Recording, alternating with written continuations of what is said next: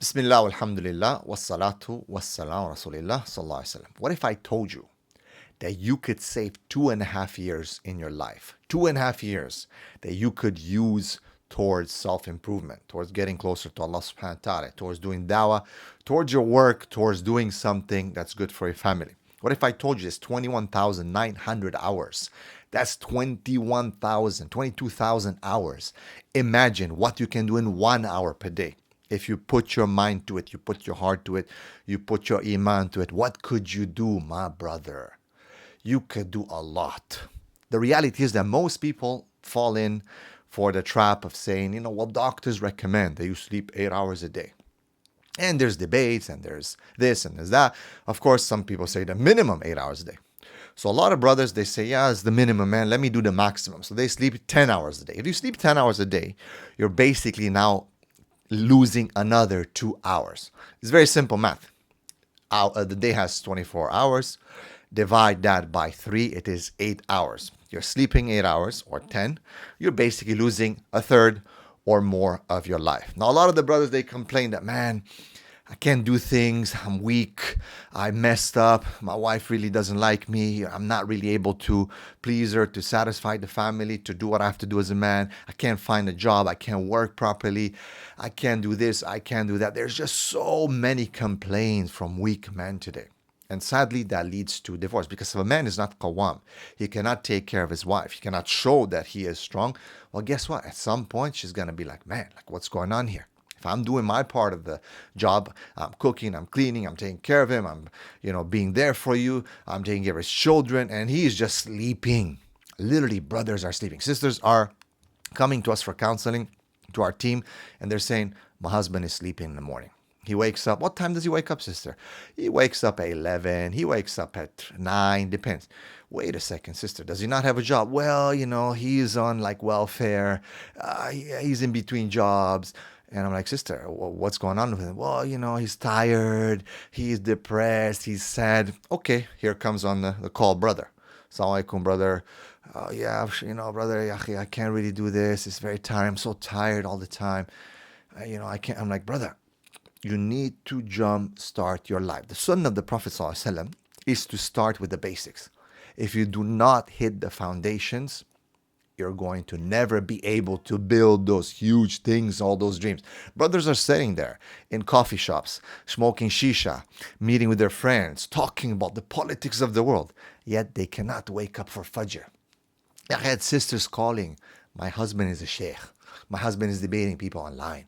My husband is this. My husband. And when I talk about, people and cases, I don't single out. These are basically patterns of behavior. I'm a behaviorist when it comes to psychology, because that's the only thing that aligns with Islam. You can only judge people on behavior. But behaviors have patterns. And when we talk about something, we see an actual phenomenon. So brothers who are, mashallah, beard and talking, when you see him, he's debating what's your this and what's your that. The sister's saying he's not waking up for Fajr. She needs to shake him, sometimes throw water on him. And of course, you're going to say, you're divorced, or get angry. So, jumpstart your morning. Basics of the foundations of the Sunnah of the Prophet ﷺ. He told us to take care of the morning. The Prophet ﷺ said, Allahumma barik li ummati fi bukuriha. Allah, put barakah for my ummah in the morning. My brother, if you're not taking care, if you're not adding that extra hour, 22,000 hours in your 60-year lifespan. The Prophet ﷺ told us, like, the lifespan of the ummah is about 60 plus years, right? As in hadith. We're not going to live for a long time. For a lot of us, most of our time is already gone. It's already gone. One of my friends just recently died, 4 or 5 days ago. Recently died in a car accident. He died at 50. You don't know. The question is, the two questions that come from the hadith. The people will ask, what did he leave behind? And the angels will ask, what did he bring forward? So this is the question that you not need to ask yourself right now. What are people going to remember you for? What kind of sadaqah jariyah? What kind of project? What did you live on this ummah? What kind of imprint as a man? But also, what kind of ajr and hasanat did you bring towards the hereafter? This is the question they need to ask. So, here's the hack. Cut from your sleep 1 hour. And no, I'm not talking about if you're sleeping 10, sleep 9 now. No, no, no.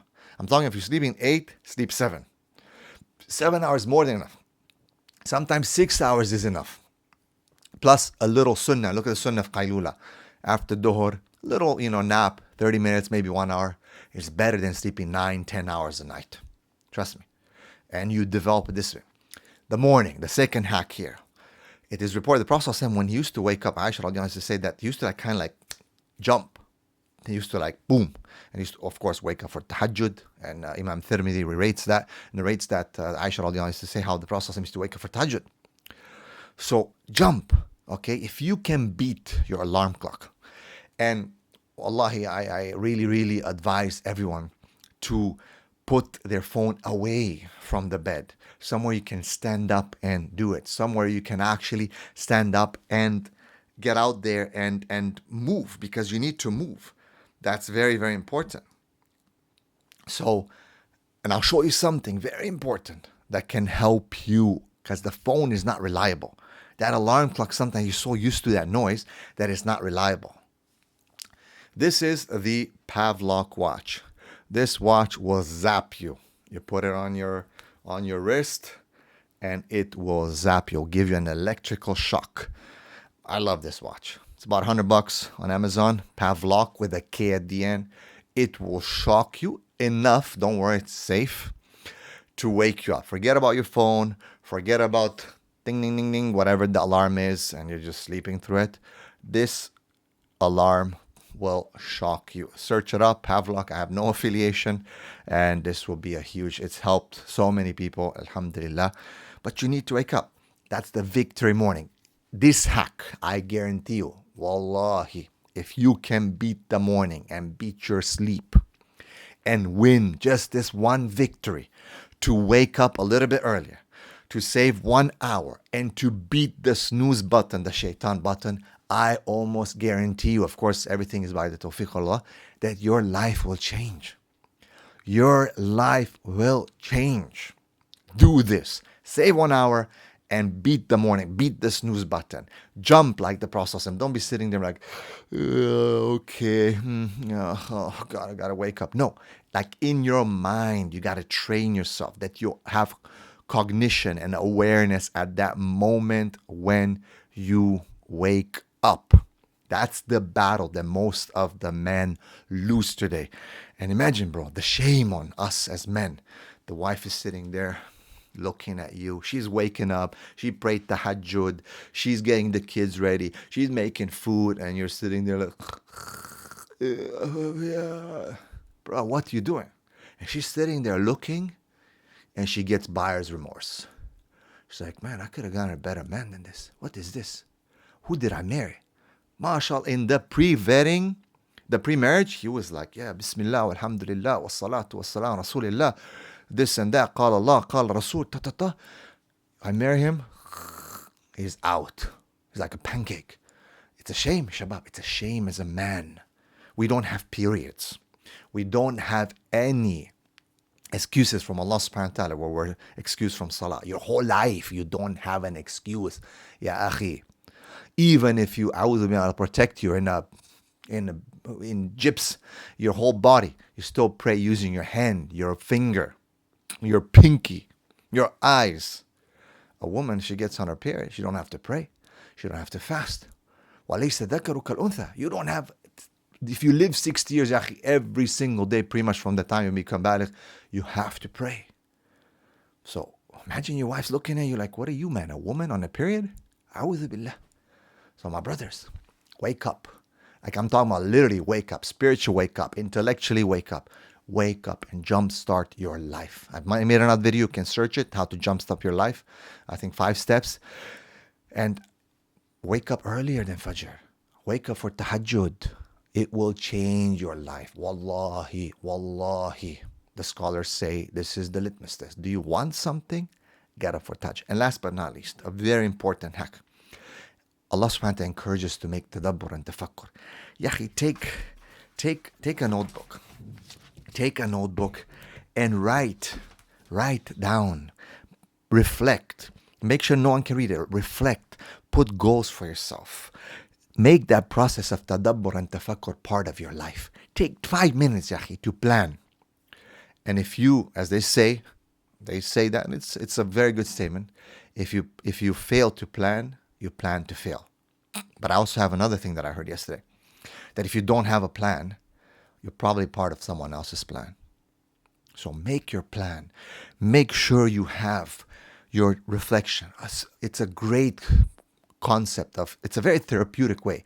So in positive Islamic cognitive behavior therapy, and again, don't get caught up on the words, but it's that process of tadabbur and tafakkur, to journal, to understand how to change your perception on certain things, on certain elements of your life, to see things from a different angle. And we teach people in positive Islamic psychology coaching on how to do that. If you're seeing it from this angle, what about if you shift a little bit and you look at it from this angle? It might look different. And that's the whole process of positive Islamic cognitive behavior therapy, that you make and you internalize the process of tadabbur and tafakkur, and you look at your life and your challenges from different angles, and you will see different solutions. If you're just sitting there looking at the ceiling from your bed while you're yawning and shaitan's got hold of you, your life will not change. We're living in very difficult. You got the whole world against you, my brother. You got your shaitan against you, your qareen. You got your nafs against you.